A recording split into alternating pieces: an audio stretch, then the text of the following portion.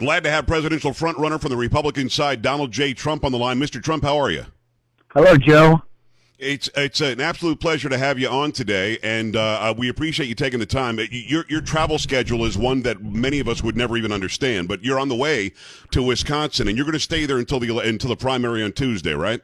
Yes, I am. I'll be there for the entire time, and I look forward to that. I think it'll be a fantastic few days, and I've been there a few days last week, and spending a lot of time in Wisconsin. The people are great, and I think they get it. I think they understand what's going on with the country. We're getting killed by trade. We're getting killed by everything we do.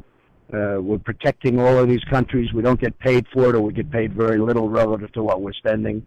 And we have a country that's going bust. Going bust. I mean, we have 19 trillion in debt, and we're losing a fortune. We just can't afford to do the things we're doing. And a lot of changes will be made, believe me. We've got a lot of alleged experts who think that Wisconsin somehow is make or break. I don't agree with that, and we'll talk about that in a second. But since this is the first time you and I have had a one-on-one, I want to ask you a few other things. You're a guy who I've been aware of. I grew up in Palm Beach County, Florida. I'm originally from Metro New York. So I've been aware of you for a long, long time, and certainly a fan of your success. You're worth $10 billion. You've got a beautiful family. You've got a fortune that people can never imagine. You've got a business that people can only dream of even getting close to having 1/10 of 1% of the success. Why do this to yourself? Why are you running? What was it that made you say, I've got the world by the ass, but I'm going to stop now and go run for president and become a target? Well, you're right. I can't tell you how many times I get asked about that question, even by my family. They say, why? Why? Bet. You know, I get up at 6 in the morning and I'm heading to someplace, and they say, right. Why are you doing this? Look, it's I think, pretty simple. My whole theme is Make America Great Again, and it's a theme that is something I really believe in. And that's what we're going to do. I've done so great in this country, and the country is going wrong. I mean, the country is going so bad. We're losing all of our business. We're losing our jobs. We're losing our money. You look at Carrier left, and I mean, all these companies are leaving. Ford is building massive plants in Mexico. Pfizer is moving to Ireland. Many companies are moving to Asia. We're not going to have anything left. And I know how to stop it in 2 seconds, and the politicians won't do it because they're all taken care of by donors and special interests that all benefit by watching these moves take place. I mean, but the people of this country don't benefit. And so I know how to fix it so easy, that aspect of it. And even, the nuclear. I'm doing so good on nuclear by people that are fair, but what's happening now is we're paying for we're like the world's policemen, but they don't pay us for it. We lose a fortune on the military. Our military budget is phenomenally higher than any other budget, but it's not for us. We're protecting everybody else. And we lose a fortune on that. Frankly, Joe, we lose a fortune in everything we do. Right. And we have to make our country strong financially again. And if we don't do that, we're never going to have a strong country again. And I'll save Social Security. I'll save things that everyone else says can't be saved, because I'll bring back all this money that we're wasting on other countries who can afford to help out. I mean, these are rich countries. You look at South Korea, you look at Japan, you look at Germany. I mean, most people don't even know we're protecting them. But they don't pay we're losing so much money, and we can't do it. We just can't do it anymore. So I will change it around, turn it around, renegotiate trade deals, renegotiate military deals, and we're going to have a country like you wouldn't believe. It's presidential front runner on the Republican side, Donald Trump. He's got the majority of the delegates, and you're fewer than 500 away from getting the actual nomination. We'll talk about that further in a second. I talked to your son, Eric, a couple of weeks ago.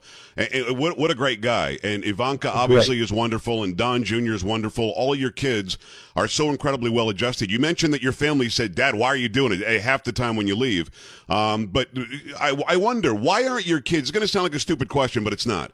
Why are your kids not the Kardashians? And by that I mean they could be a bunch of wild children. They could be acting out. They could not be focused on business. They could just be living off of the money.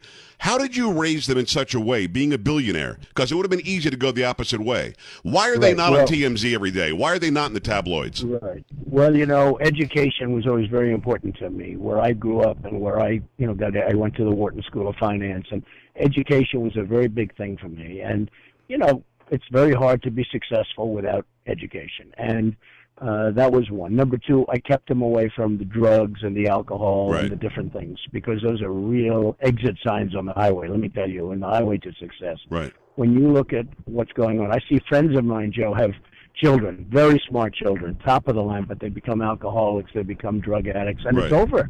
They won't be able to compete. It's just over. Or, I mean, some of them get better, some of them recover fully, although it's very hard. But they have problems. And I would always say no drugs, no alcohol, and I'd always add in no cigarettes. You know, if you can avoid the cigarettes, it's a good thing. It's like I don't smoke. I was never tempted to smoke, but I have friends that are very strong people. They can't quit. You know, they just can't quit. They're powerful, strong people, but they're not strong enough to stop. So, but if you don't start, I mean, when I look at a cigarette, there's no interest, okay? So I say no smoking. And I would always say those three things to them. And I'd say, no drugs, no alcohol, no cigarettes. And from the time they're little, and I've been, thus far lucky. Now let's talk in 10 years. Let's see if it keeps going. I understand, but I mean, also as children of privilege, how did you keep them motivated to do so well in business? They all appear to work very hard. Well, they do, and they like it, and they're hard workers, and part of it, and I always tell people, you have to love what you do. They love what they're doing, and I think I've done a good job in making it interesting for them. And they're actually a little bit helping me on the campaign. I say, run the business, but they do. On occasion, like you spoke to Eric, who's a great guy, and they're helping me on the campaign. But they're really great kids, and a lot of people call me and they say, "Could you speak to my children?" because of what's happened with my children. It's presidential frontrunner Donald Trump. Really a pleasure to have you. Let's talk about the border. You brought this up last June. You started this conversation. You didn't use the word illegal, but you, Donald, and I, and everybody who's got half a brain knew you were talking about illegal immigration, not about legal immigration. Right. This conversation is being had in the country, and somehow, and this freaks people out, somehow you've got Sheriff Joe Arpaio, you've got Jan Brewer, who's the former governor of Arizona, and now you've got the Border Patrol Union backing you. I mean, that is making people's heads spin. Did you expect this, or are you surprised that you're getting so much support? Well, I'm really a little surprised. I'm by far the strongest on the border. Other you wouldn't get Sheriff Joe and Jan, and the Border Patrol has never supported a presidential candidate before. They've never done this before. And I didn't seek their support. I never even thought of it. We got a call last week, and they say, we would love to endorse you because I'm the only one that talks their language. They're fantastic people. These are people that want to do the job, and they're told not to. And they're professionals, and they want to do their job, and they can do their job almost easily. They're so good, but they're not allowed to do their job. I mean, from day one, when I get in, I'm just going to say, do your job, and without the wall, I'm saying before the wall, we're going to build a wall. Yeah. Believe me, you need it with the drugs and everything else. But, it's going to take a while to build it. Before it even happens, you're going to see a tremendous change because these people are so good. So they supported me and endorsed me. So, it's my issue. And now, if you notice, the other candidates are trying to get tough on the border and tough on this and that. And, all of a sudden I heard Ted Cruz the other day say, oh, we must build a wall. Well, where has he been for the last 5 years? It's an amazing set of circumstances. But I appreciate you mentioning that. Well, I'm sitting in South Texas. I'm in San Antonio, and this is where I'm based. And as you know, the show is national. But I've got a lot of Border Patrol agents that not only listen, but they call in, and they're near frustration and tears because, as you said, they're told by the federal government, yes, these are the laws, but if you catch somebody here illegally, you got to let them go. If you catch somebody here illegally, and don't let them go on the other side of the border, Donald. They're saying let them go here in America, and maybe we'll give them a summons, and maybe we'll find them later. We're giving them jobs. They're competing with Americans who are out of work. Can you really, as you say, get in office and say, that's it, here are the laws, do it, we're going to turn that tide today? 100%. And one of the very early calls I'm going to make is to Mexico, because I'm going to be telling the leaders of Mexico that you better stop it. Because what they're doing to us, they're just sending them over. Believe me, what I said that first day, they could stop this easier than our people could stop it, okay? And, if you want to go into Mexico, you can't. But it's like a track that runs right into our country. Go ahead, from all over the place. I mean, they just come from all over. And by the way, it's a good path for the Middle East to use, if you want to know the truth, because it's like a piece of Swiss cheese. Mexico could stop it. If you want to become a citizen of Mexico, it's one of the hardest places in the world. It's almost impossible, right? And absolutely. Yet, with us, you're born on our land. They send somebody over, has the baby on our land. Congratulations, they're a citizen of the United States. I mean, we just run so stupidly. It's just inconceivable. Try that with Mexico. Have somebody go over, have a baby on Mexico land, say, aren't we a citizen of Mexico? And watch them laugh at you in your face, okay? It's just, the double standard is incredible. And then they mock us if we do anything that's a little tough. But if we said, well, you do it, and they would say, you must be kidding. So we're run by people that don't get it. I don't know, it's a lack of street smarts, it's a lack of intelligence, to be honest with you, but it's just a horrible situation. It's presidential frontrunner on the Republican side, Donald Trump, 740 some odd, maybe 750 some odd. I've seen a couple of different numbers as far as how many delegates you have, but you're well in the lead, fewer than 500 away from the nomination. We'll talk about the nomination in a second. You mentioned the Middle East. President Obama a couple of days ago said the Iran deal is working so well. Look, Iran is already benefiting. And he said that, Donald, as if that's a good thing. I don't want Iran to benefit. I don't think the deal should have happened, just like you don't think it should have happened. I think that we should have benefited, or the free world should have benefited. The president is so disconnected that he's actually touting the praises of a deal most of us hate. How do you go in and make us strong again as a leader in the world? And can you go in and tear that deal up immediately and tell Iran, we're going to have to do something different? You can, and what you do is you renegotiate that deal, and if they don't renegotiate, first of all, they've already violated the deal with the missiles and everything else they've done, so it's already violated. I would never want to tear a deal up, that was made by a former president. I wouldn't want to do that, but the deal's already in violation, so therefore you can tear it up. Right, okay? right. It's a lot easier. I mean, they violated that deal so many different ways. I mean, we have a clause, for instance, that they can't invest in this country. They can't. Therefore, they don't buy planes. Well, let me tell you, they bought 118 Airbus planes, no Boeing planes. Wow. Why wasn't that money that we gave, $150 billion? Why isn't it being spent in our country? It's not being spent in our country, okay? We should have insisted that it be spent in our country. Jobs, right? Jobs. We have people that are such rank amateurs. A book was written, Amateur Hour, and that's exactly what it is. It's amateur hour. The thing is, he's walking around, or he's going around the world and basically apologizing for us. He has made us weaker purposely. It's almost as though he hates our exceptionalism. And it's very comparable to what we saw with Jimmy Carter in the late 70s, and Ronald Reagan had to come in and restore nationalism and have us chant USA, USA, USA again. We're not proud of our country. You can't press a button and fix that. What do you do when you get in office? I mean, first things first, you probably have to get people jobs, no? Well, the one thing we have to do is we have to be cheerleaders a little bit. One thing I thought he'd be a good cheerleader, and he's turned out to be a terrible cheerleader. Right. We at least have to be cheerleaders, Joe. And, as a president, we have to be a cheerleader. And the country doesn't have a lot of spirit. I go out, I get thousands and thousands of people show up, and these people are showing up because they're angry and they're unhappy and they can't believe how badly, they love the country. And they're not angry people, but they're angry about the way we're run and where our country's going, where it's headed. And it's very, very sad when you see it. But bottom line, here's the thing.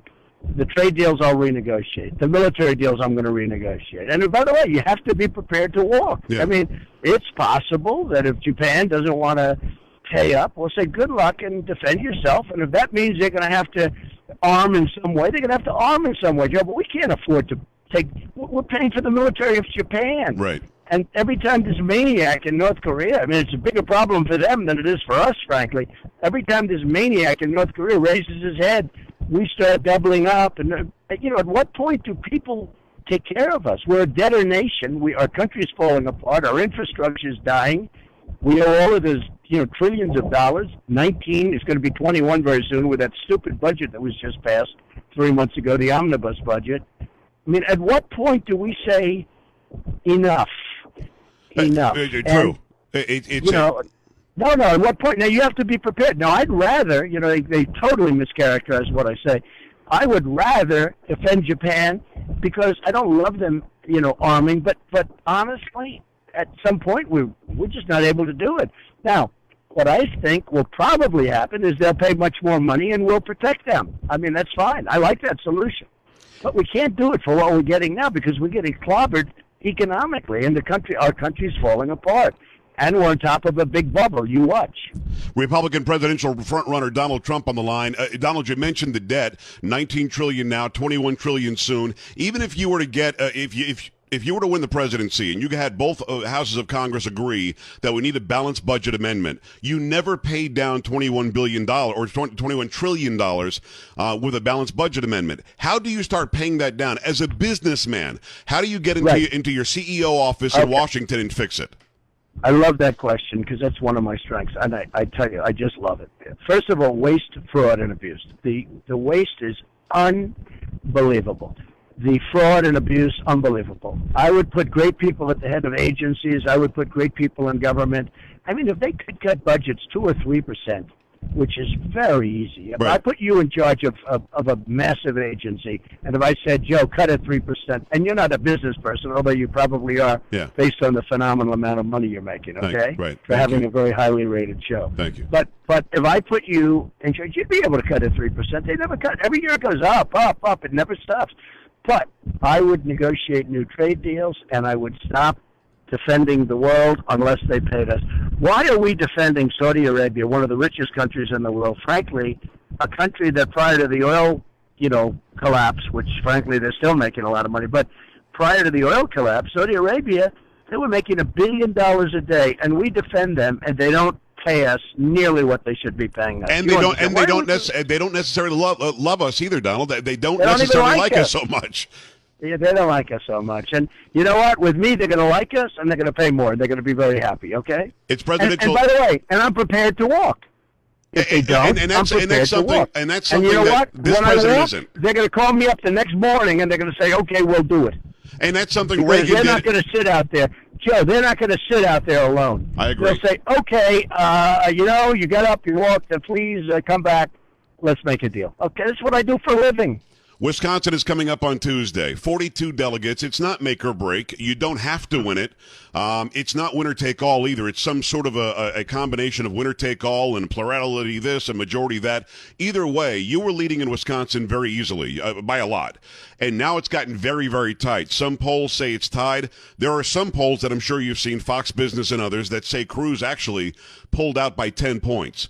Many people say that the difference in Wisconsin is because of that ridiculous question that Chris Matthews asked you. I'm not going to ask you the question because it was hypothetical and it was stupid. I really don't believe the question had any merit whatsoever, and the guy's not a journalist. But having said that, why continue to go on any NBC property after what CNBC did in that one debate that was disgusting, and then you go on MSNBC and you have to expect to be attacked? Why even go? It only benefits them. How does it benefit you? It was a hypothetical question. A lot of people thought my answer was excellent, by the way. Okay, there were a lot of people who thought that was a very good answer. It was a hypothetical question. I didn't see any big deal, and then all of a sudden there was somewhat of a storm. And it's interesting. And this morning, I'm hearing two hosts on television that were critical, and they said, "Well, we really thought his first answer was very good." And yet, when you because you can't win.